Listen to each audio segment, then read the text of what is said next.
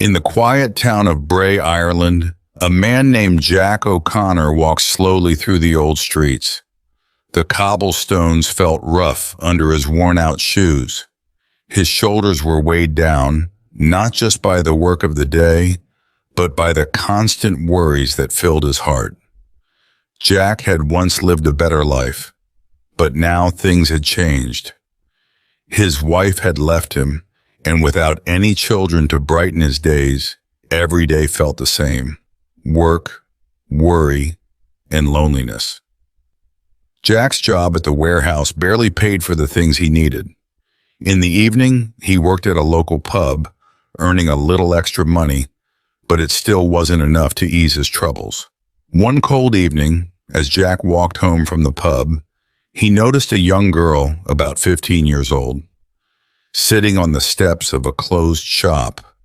She was shivering, her clothes too thin to keep her warm in the biting cold. Her sad eyes, full of fear, met his. At that moment, Jack saw a reflection of his pain and struggles. "Are you all right, love?" Jack asked gently, kneeling to her level. The girl shook her head, tears filling her eyes. "I don't have anywhere to go," she whispered. "My family is gone." Jack's heart broke for her. He reached into his pocket and pulled out the little money he had earned that night. It was only $100, but for Jack, it was a lot. He could have used that money for food or bills, but something inside him knew the girl needed it more. "Here, take this," Jack said softly, pressing the money into her hand. "Find yourself a warm place to stay and something to eat.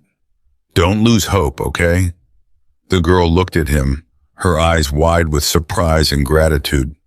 "Thank you, sir," she whispered.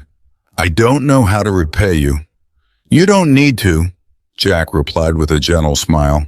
"Just take care of yourself." The girl hesitated for a moment, then asked, "What's your name?" "Jack O'Connor," he said, offering her his hand. "Thank you, Mr. O'Connor," she said, shaking his hand. "My name is Emma. I'll never forget your kindness." "Take care, Emma," Jack said as he stood up to leave. As Jack walked away, a mix of emotions swirled inside him. He felt guilty for giving away money he could hardly afford to lose. But at the same time, he felt good inside. Helping Emma reminded him that even in his struggles, he could still show kindness to others. That night, as Jack lay in bed, he couldn't stop thinking about Emma. He hoped she had found a safe place to stay, that she was warm and had something to eat. The $100 he had given her was a lot for him, especially since he was barely making ends meet. But deep down, he knew he had done the right thing. The next morning, Jack went to work at the warehouse. His mind was still full of thoughts about Emma. When he got inside, he noticed that the other workers were whispering to each other, their faces full of worry. Soon, the boss, Mr. Byrne, called everyone together for a meeting. "I have some bad news," Mr. Byrne began, his voice serious. "Due to money problems, the warehouse is closing at the end of the month. I'm sorry, but we're all going to lose our jobs." Jack felt like the ground had been pulled from under him. His warehouse job was his main source of income, and now that too was being taken away. His mind raced with worry. With the warehouse shutting down, his evening job at the pub wouldn't be enough to cover even his basic needs. Desperation began to grow inside Jack. He started looking for new jobs, going from shop to shop, asking if anyone was hiring. But everywhere he went, the answer was the same: no. Weeks passed, and Jack's situation became more dire. There were days when he couldn't even afford food, and he went to bed with an empty stomach. The little money he earned at the pub wasn't enough to pay his rent, and soon he was facing eviction. Losing his home felt like the final blow. Jack had always taken pride in taking care of himself, but now his life was falling apart. He packed his few belongings into 2 old suitcases, feeling the weight of his troubles pressing down on him. One gray afternoon, the worst finally happened. Jack was forced to leave his small apartment. He wandered the streets of Bray, carrying his bags, searching for somewhere to stay. His job at the pub allowed him to buy 1 meal a day, but at night he slept under bridges or in doorways, trying to keep warm. Jack's appearance soon showed the hard life he was living. His clothes were worn out, and his face was thin and unshaven from hunger. He moved through the town like a shadow, unnoticed by most people.